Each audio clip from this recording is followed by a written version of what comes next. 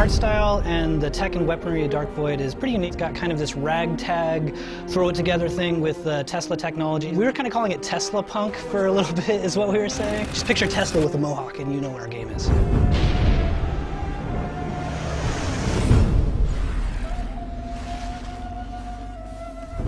We've got sort of two different factions in this world. One of them is human-based. Then there's this super advanced civilization. So we've got weapons and technology that's just really based in late 1930s technology versus this super advanced stuff. What's fun in the game is, as Will, you get to pick up all this cool Tesla stuff, which is grungy, clunky, chunky, but awesome, and then also have access to this like clean alien stuff. Tesla's able to take a lot of this technology and expand upon it, use his own ingenuity to really, make it usable for humans. The jetpack is pretty much Tesla's, it's the pinnacle of his creation since his time in the Void. It starts out with more of a hover pack and then it evolves into a rocket pack.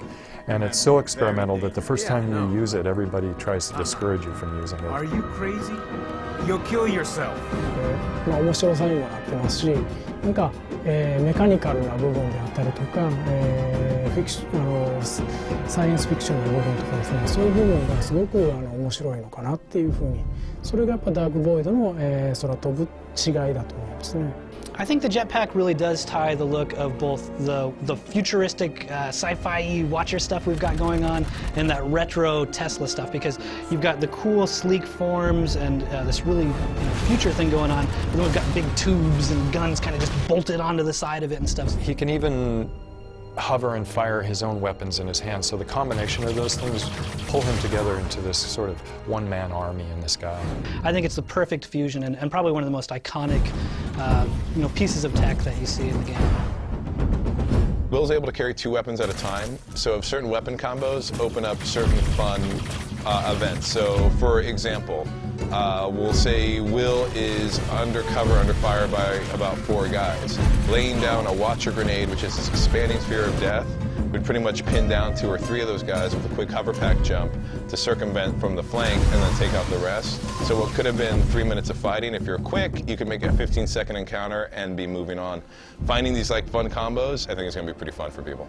My favorite weapon is the disintegrator gun. Shoot once, keep moving. It's a very powerful gun. It'll take out some enemies with 1 shot. I like the Magnetar a lot. It's kind of got this anti-gravity thing going on, so it's like bubble bobble but different, where you can kind of zap the guys and they'll float up in the air and they're there kind of flailing around, and I think that stuff's pretty fun. So every weapon has 2 levels of upgrade after you obtain it. So one example, the Liberator, its upgrade path, you get it, it's straight SMG shooting bullets. I think the next upgrade is it's an increase on clip size and a bit of accuracy, which is oh ho hum. The ultimate upgrade is explosive rounds, and that's okay, now this got really exciting. So my rat-a-tat-tat now becomes rat-a-boom-boom. There's a ton of design challenges when you're trying to create a new sci-fi shooter. We looked back at a lot of those old pulp serials, and then some of the new modern things like Battlestar Galactica, and of course, we got Bear McCreary doing the music, so that helps. And then we just kind of fused it and merged it together to make something that we think is a little bit different, but still hits that kind of classic, cool sci-fi feel.